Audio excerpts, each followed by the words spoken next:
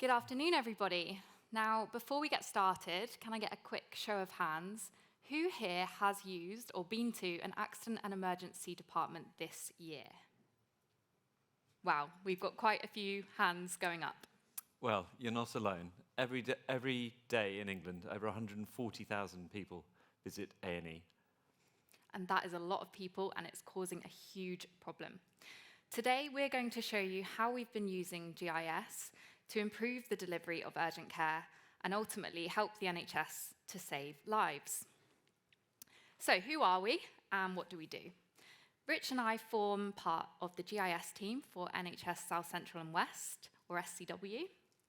And you may be wondering, why on earth does the NHS need a mapping service? And to be honest with you, I've had a similar question from my friends and family when I've told them what I do for work. So you might be thinking, are you involved in the routing of ambulances, for example? And yes, that's a great example of how we can use location intelligence to address challenges faced in the healthcare sphere. But what Rich and I do is better described as transformative work with NHS commissioners or decision makers. So a couple of examples from recent applications on screen. These are looking at patterns of engagement with different vaccination programs. So we've done work with COVID vaccinations, but also flu, MMR, and cancer screening programs. And what we're looking at is, can we identify patterns of engagement? Who of the population is engaged with the program? And more importantly, which of the population is not engaging with the program? And how can we address any inequality that we see in those varied uptakes and engagement with the programs?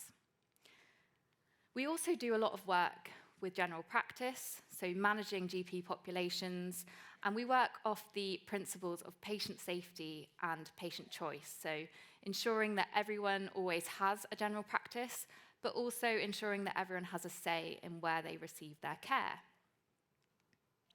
Now, it's no secret that the NHS is under extreme pressure. I'm sure you've all seen news headlines recently about backlogs, people waiting for treatment in hospital corridors on trolleys, staff shortages, strikes, the rest of it. And the rising demand that's coming from an aging population is compounded by the complex health conditions that an aging population tends to suffer from. Further complications come from workforce shortages, and this creates persistent backlogs in care. So, what are we doing to address these problems, and how can we ensure that inequalities within health don't widen further? So, in July of last year, the NHS released an ambitious healthcare programme. This was called Fit for the Future, and it's got 3 pillars, which are shown on screen here.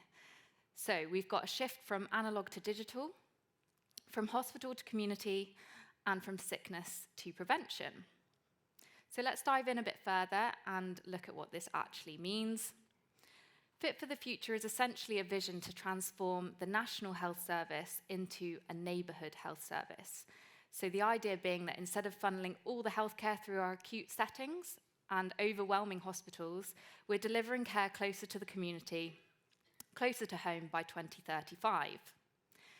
GIS is a key enabler for this shift, providing the location intelligence needed to put services into the community, target interventions needed to reduce any inequalities we see within health, and optimize resource allocation. Now, an important component of NHS care is the urgent and emergency care sector. To distinguish between the two for anyone who doesn't know, emergency care is for anything that is life-threatening. Urgent care is for anything that requires prompt attention but might not be life-threatening. Regardless of which care category you fall into, we want to be able to depend on our NHS when we need urgent or emergency care. I know I relied on it earlier in the year when, on New Year's Day, my daughter took a tumble down the stairs and we ended up in A&E. Now, it won't surprise you to know that we were there for a number of hours, and of course, New Year's Day, it was absolutely packed. And as Rich mentioned earlier, over 140,000 people across England are accessing urgent and emergency care services every day. So, the important mismatch here is realising that of those 140,000 people, 1 in 5 don't actually require urgent or emergency care, so they're attending in the wrong setting. And what do we do about this? How do we relieve the pressure on our acute settings? Now, there are a number of alternatives that people don't necessarily know about. So I'm sure you all know where your local A&E department is, but how many of you know where your local walk-in centre is, or your minor injury units nearby? There are also urgent treatment centres, and it's a case of identifying which site might be the most appropriate for you to receive your care. Now, the problem we've got is that there is not a consistent level of care delivered across these lower tier services. For example, your walk-in centre nearby may not be open 24/7, or it may not benefit from a full range of clinical staff. And it's a question of, do we upgrade that site to the modern standard, make it an urgent treatment centre, for example, so that we've got the appropriate care setting and people will be able to get the care they need when they turn up there? Or do we simply close that site?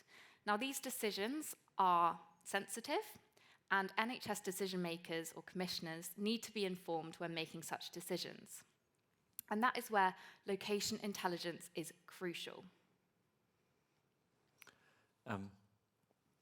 GIS gives you access to working out where populations are and where services are and the accessibility, and it allows data to drive decision making.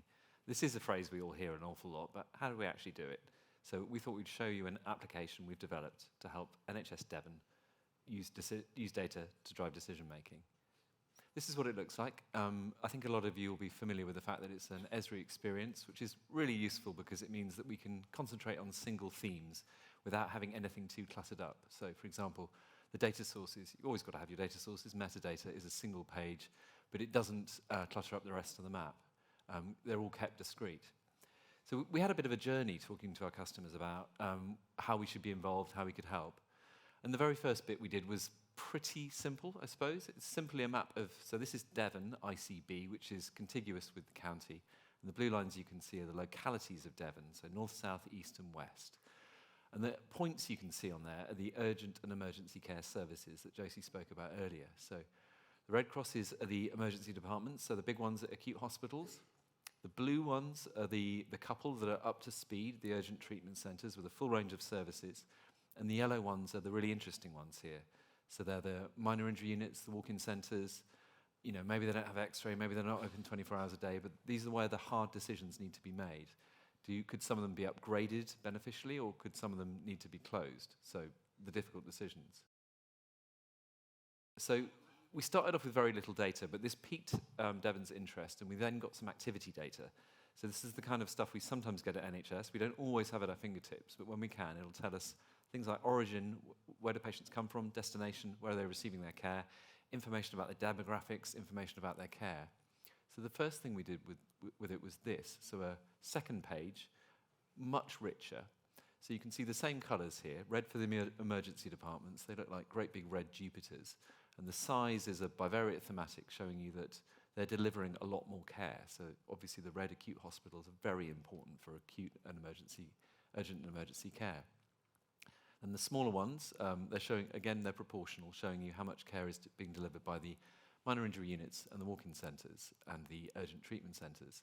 Then a bit more subtle, in the background, we've now got a heat map of where the demand is coming from. So where is the population who is using Devon's urgent emergency care services coming from? So we tried to stick to, intuitive thematics here. So a darker colour equals a higher population density. If you're familiar with Devon at all, it makes sense. It's where the population centres are. So sort of Exeter by Royal Devon and Exeter, Torbay, Derriford in Plymouth, and then the North Devon Hospital around Barnstable. They're all sort of centred around population centres. So, this allows you to show the baseline. Initially, we were thinking, well, what can we do with the data? Let's use a lot of charts, graphs, dig into it. And we looked at lots of themes like seasonality, for example. So many of our team are in Bristol. We're effectively what's known in Devon as grockles, who come down the motorway to holiday in Devon. Is the seasonality important? Is there a lot more demand in the summer from people holidaying in Devon? Is age important? Is it the working age or the older population who's using the care? Is it condition? Is it day of the week? We started delving into this and used a lot of functionality to show this off. But very quickly we got the feedback that what we could bring was the locational aspect. That was the key important thing that the commissioners wanted to know. So very much the science of where was what was important. So back to this map. But what's really interesting about this is you can then use filters to explore a lot more. So, for example, if we pick on Royal Devon and Exeter Hospital, filter that, just show that, that hospital and its care. So this shows you effectively the catchment for Royal Devon and Exeter. There's a few interesting patterns there. So if you look just to the south of that red point, there's a locality boundary, and it kind of makes fairly intuitive sense that if you lived on the boundary or to the north, you'd probably go to RDE, Royal Devon and Exeter, as it's known for your care, because it's the closest. And similarly, if you live to the south, you go to Torbay. That's fairly intuitive. But you can start picking at other patterns as well, like what's the role of these urgent treatment centres? What's their catchment? One more click. There we go. So there's an urgent treatment centre at Tiverton. We can start really looking at what its reach is, what its catchment is, and where people are getting their care from. So this was very useful as a baseline, really good engagement with the customer. They were very, very interested to see this. But the next question is, well, okay, that's visualizing data, isn't it? How do you use it as a decision-making tool? So the first thing we did was something we've done previously when we've been looking at other projects. So we'd done one recently on diagnostic centres, where we were looking at upgrading a single new site, bringing a new site online. So we developed a tool where you could upgrade a single site, see the impact on the population across different tiers. What's the impact of the older population, the more deprived population? That went down well, but very quickly, Devon said, well, no, we need to be able to explore every situation in one go. So what if there was, the disaster situation? You closed everything except for the EDs. What if you brought the other ones back online? We need a tool that we can explore every scenario with. So this is what we built, and it requires a little bit of explaining. So I'll just start off by showing the example of Royal Devon and Exeter Hospital. What we did was we plotted its location, and we built half-hour isochrones for all the sites. So this is the zone of access for within half an hour by private car of Royal Devon and Exeter Hospital. So in a lot of the work we do, we'll look at other modes of transport. So we spend a lot of time looking at primary care, so GPs, dentists, etc. And they're like walking, cycling, public transport, very important. We model it all the time. But in urgent care, we'd agreed that probably driving by private car is a reasonable model for how people get to their care. And half an hour seems to be about how far people are travelling. So this is half an hour isochrone by private car. And notice the funny little exclave up in the top right by Columpton. That's because travelling along a motorway, you can only get off between the motorway junctions. You can't just jump off halfway. So the next thing we did was we've got these isochrones built for each site, and then we looked at the population within that isochrone.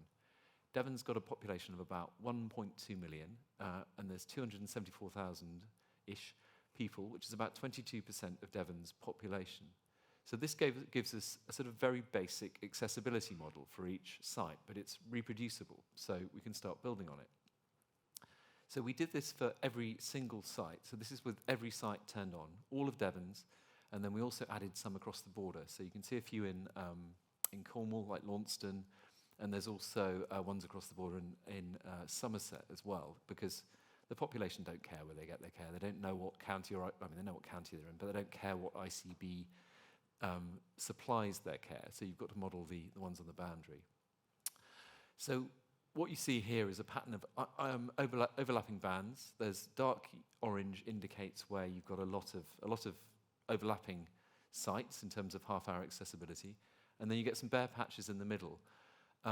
And these are actually, it's interesting, if you look at the population figure, that's 1.205 million, which is 99.53% of Devon's population. So the existing services are built so that almost everyone is within 30 minutes of urgent care. And actually, if you look at the population density, so this is modeled with little purple hexagons or hex bins, the accessibility, the bare patches follow where the population's quite low. So the existing sites are well provisioned. It's just there's a need of reconfiguration going on there. The other thing that's really interesting is to look at the deprivation graph. So I'll blow that up a little bit. So you've got your 1.205 million population. That's almost all of Devon. And this is showing the population by deprivation quintile. So I probably don't need to tell a bunch of geographers what deprivation quintiles are, but essentially it's 5 groups of the population. Nationally, there are equal numbers of people in each quintile. Quintile 1 is the most deprived 20% of the population. And in the NHS, we refer to that as core 20. And they're an absolute priority. But interestingly with Devon, there's tons of people in quintile 1, fewer in 2, fewer in 3, then 4 and 5 are lower. It's almost like a flight of steps, and this just basically describes Devon's population. Classic pattern of coastal deprivation. So any solution that we come up with, any remodeling of services needs to preserve this profile, otherwise you're effectively at risk of reducing inequalities. Healthcare is full of inequalities, and what you want to do is address them, not reintroduce inequalities. So what can we do with this? So this is that potential disaster scenario. What if only those 4 A&Es and also another one over the border in Musgrove Park in Somerset were left? So 5 services. What would the coverage look like? And the map looks really sparse. There's very little overlap. There's huge amounts of white space. But strangely, about 1 million of the population is still covered, so 80%. But look at the deprivation graph. It's really not the same. There's almost as many people in decile 1 as 5. We haven't made up any extra people. This just means that the deprived population is part of the 200,000 that are sort of out in the cold here. And if you look at I'm trying to compare the charts a little bit, that just kind of shows you the change. So then using this model, you can start seeing the impact of upgrading different sites and seeing what the accessibility is like. So there's a big gap in the middle of the map. That's kind of Oakhampton-ish, where I went through with my son when we did the Devon coast to coast. So what happens if we bring Oakhampton back online? So you get about another 50,000 people added to the accessibility. And look at the deprivation graph. I mean, that's still not quite fixed. There's more people in quintile 1, but 2 is very low. It's still not quite right. So the decision makers can then use this and start building up the map. So what if we add another service? So what about Sidmouth? That's where my dad grew up.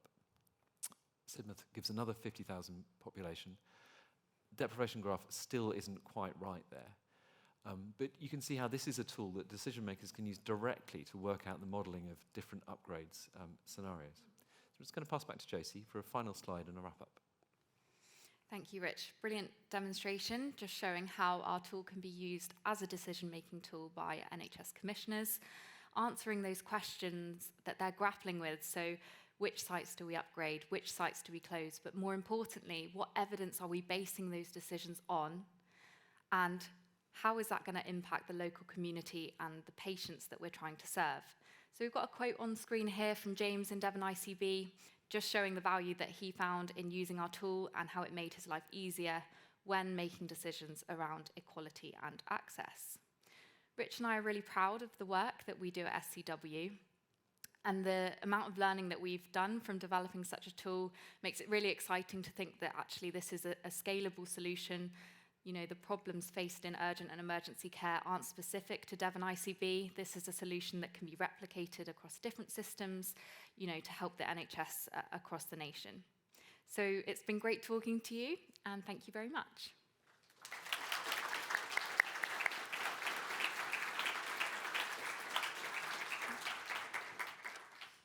Thank you, Josie and Rich, for those excellent examples. We're going to build upon them now by taking a look at how you can let your data tell its story using charts and filters.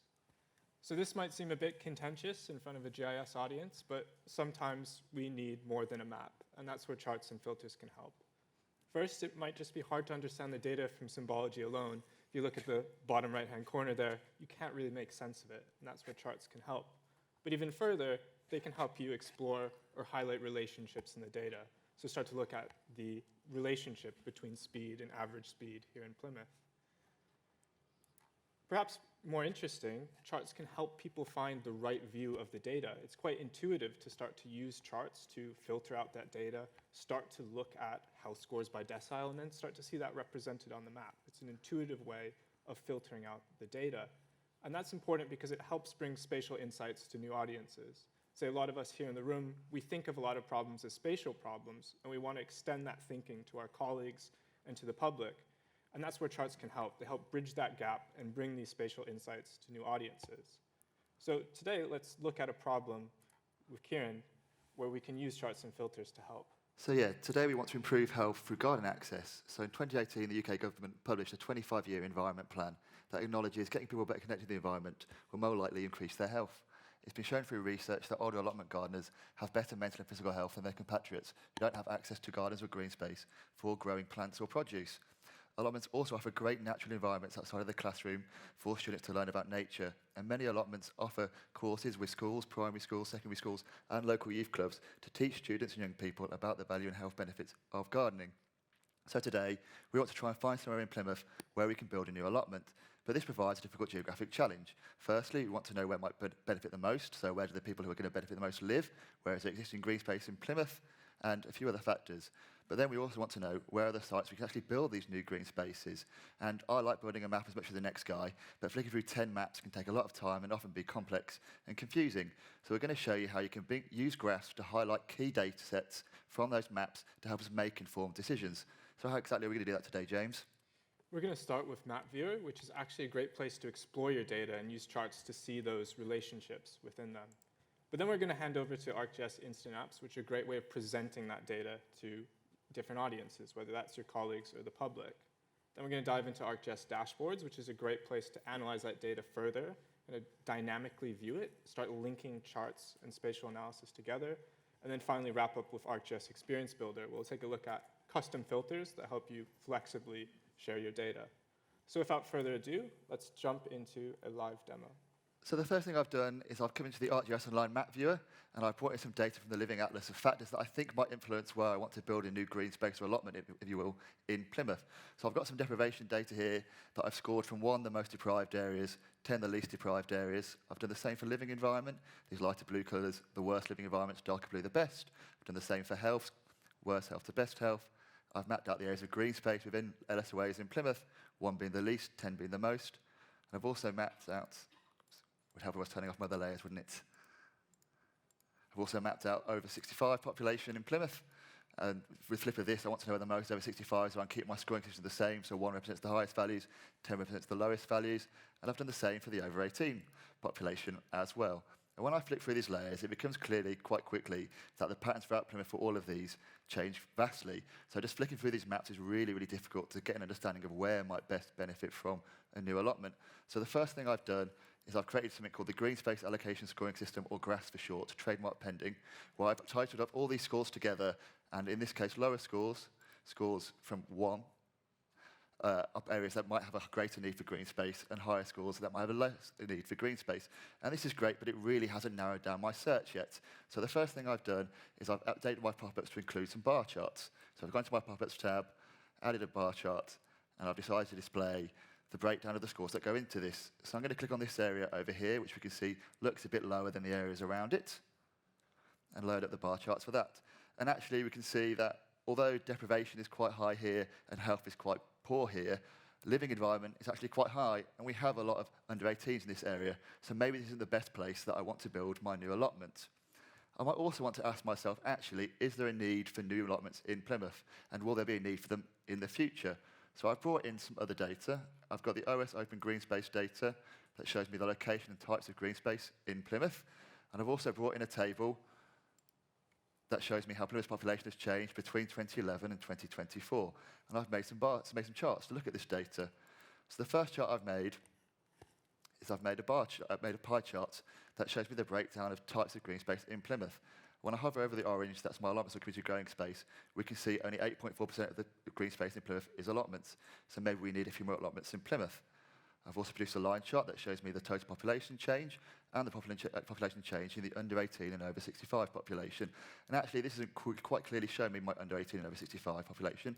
So I've made a second line graph that zooms in, and we can see that the over 65 and under 18 populations in Plymouth are growing. So maybe that suggests that in the future there'll be greater demand for more allotments. The last thing I want to do is to see is actually, does health correlate to green space in Plymouth? So I'm going to come over here, I'm going to make a brand new chart. I'm going to go in, configure charts, and I'm going to make sure I add a scatter plot and not a line chart. And then in my x-axis, I'm going to plot the green space per person. And on my y-axis, I want to look at the percentage of population with bad or very bad health from the last lot of census data. And this very quickly produces a scatter plot for me but actually I can't really see there is a trend in this yet, and I can very quickly just click my linear trend button, and that adds a linear trend line, and it also gives me an R² value, and actually in this case there isn't showing me much correlation.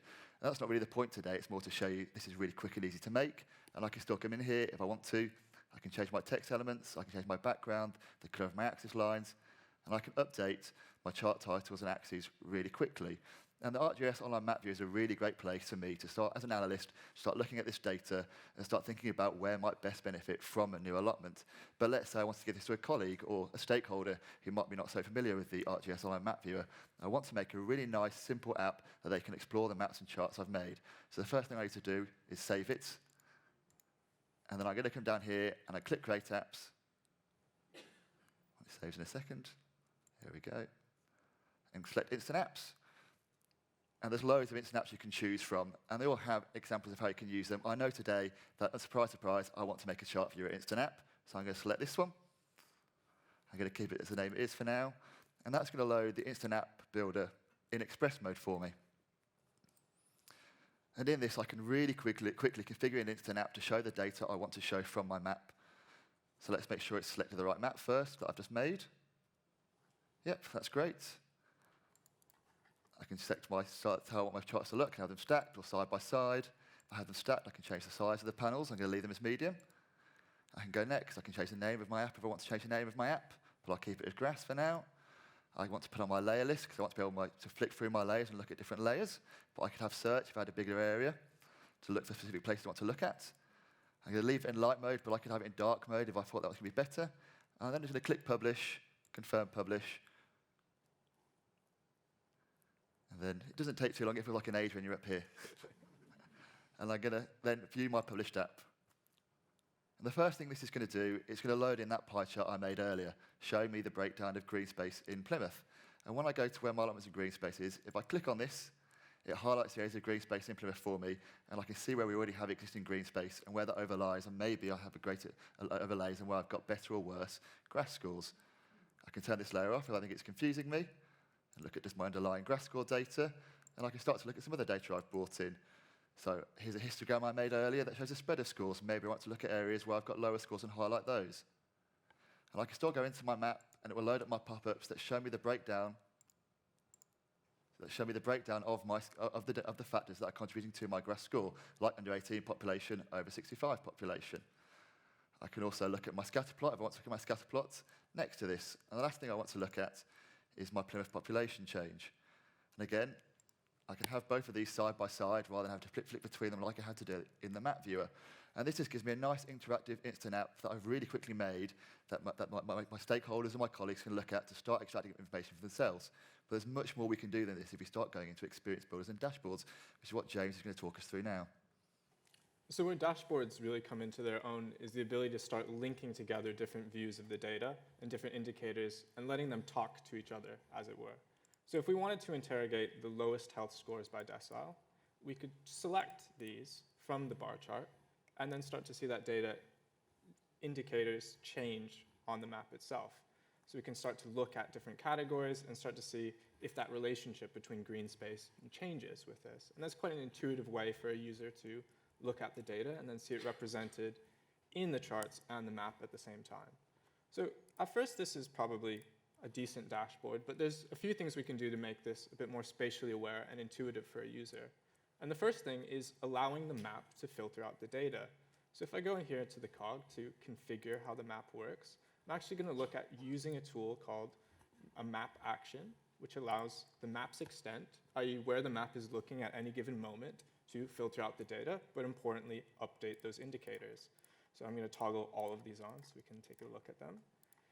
And what this means is that we can start intuitively exploring the map and seeing that data change. So if I zoom into the northwest quadrant of Plymouth, we can start to see all of those indicators change. We can look at the under 18 population is decreasing in this area, the green space is about the same, and then over 65 population is increasing. And we could start panning around and visiting places we might be more familiar with. If we go to the east side of Plymouth here, we can see we're doing quite well with green space, not probably a necessary place for us to invest in allotments. So this is quite nice. It's a very intuitive way for us to explore the map. But there's also one more piece of information I want the users to consider when they're looking for an allotment, and that's relationship to key sites in Plymouth. So I'm going to bring in important sites from the Ordnance Survey's National Geographic Database. And these are things like hospitals, care homes, healthcare clinics. And I can see them here represented on the map. But as we said earlier, it might be hard for us to understand the distribution just from the symbology alone.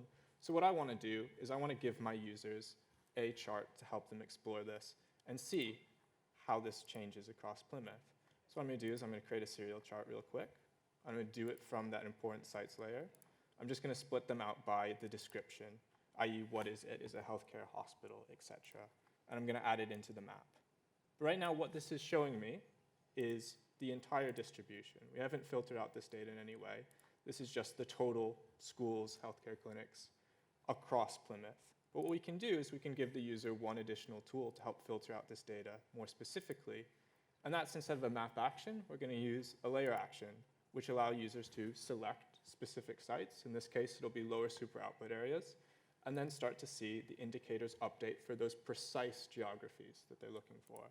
So here, I'll go into our grass layer, and we can see that there's already been a few that have been set up to be filtered.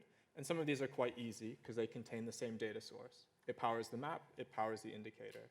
Some of them are a bit more complex because we have to match attributes. So these two share the same code for an LSOA, and we're just matching them together, and that allows us to filter it. But perhaps most interesting, we can do a bit of spatial analysis on the fly. We can do a spatial filter, which looks for an intersection and just returns results that fall within our selection. Lastly, I've gave my user a nice little lasso tool, which will allow us to grab a bunch of areas at once. So now what can we do with this? Well, we can grab the lasso, we can select a region of Plymouth, we can find just those LSOAs, and then importantly, we pare down that data to just that area we're looking at. And for me, I think the northwest of Plymouth is a good area for us to look for allotments. Green space per person is low, health scores by decile are quite low, both our populations are increasing, and we've got plenty of schools in the area where they could go for some classroom outdoor learning. So this gives us an idea of where we might need allotments, but where are we going to choose these allotments from? And a potential option is looking at existing brownfield sites across Plymouth.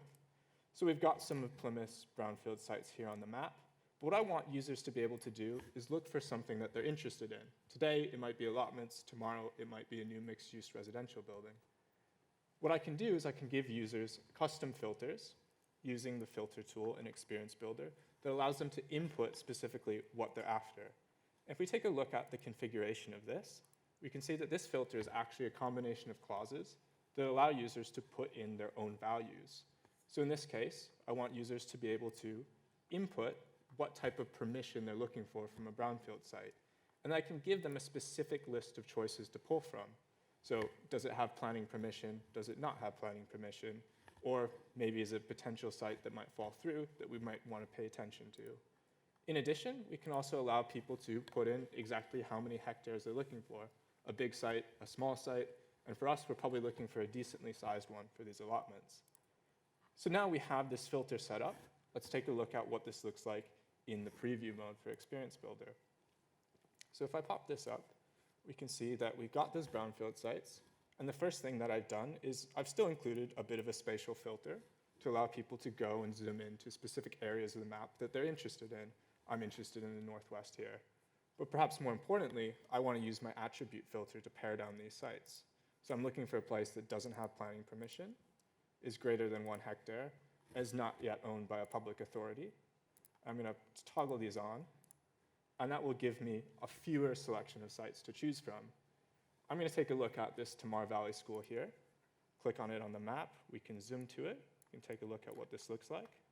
But perhaps most importantly, we can still use charts to help us make sense of the data. In this case, I want to take a quick look at what's the existing brownfield area by land use. And we can see that this site is primarily bare earth or grass, little bit of made surface. I think this could be a great spot for an allotment, maybe a cafe or workshop included alongside it. Now, this is just one example of using charts in combination with each other and just a subset of the applications themselves. So I'm going to pass back to Kieran to look at where else you can find charts in ArcGIS. So yeah, we've looked at a few places today where you can find charts in ArcGIS. And as you kind of see, the interactivity and the configurability, they've put that word in to catch me out, I swear, changes greatly between the apps that we've used today and vary depending on the needs we have. But there's so many other places that we can use graphs within the ArcGIS system. We can use them in story maps to help improve our narratives of the stories we're telling and help further support those stories and make them more engaging. We can use them in the report builder for ArcGIS, a more traditional report tool, where we can include those sort of widgets that James showed as well in that sort of report style. And we can also use them in ArcGIS Pro, where you get much more configurability and you get your other spatial analysis tools as well alongside that. So those are some places where you can find charts across ArcGIS, but we want to close by just thinking about some of our top tips for effective charting. And these are all guided by understanding your audience and their needs. I think the first thing to always consider is, what is the role that the map plays? What data needs to be shown on the map versus what can the map be used for in terms of navigation and spatial filtering? And it's all thinking about that user journey. What does the user need to make decisions? How are they going to interact with the application itself? And that leads to perhaps the most important point is, just because you can, doesn't mean you should. You can put 100 charts, 100 tools, every indicator in the world on a dashboard, but does it help somebody make sense of the data? But the last thing is, just experiment with it. Maybe it's instant apps, I always forget about them. Maybe it's dashboards, maybe like you saw with the NHS, it's a dashboard inside an experience builder. So we'd love for you to go out, experiment, and we're excited to see so many more of the applications you make along the way. So with that, we'd like to say thank you and pass back to Rosina to close us out.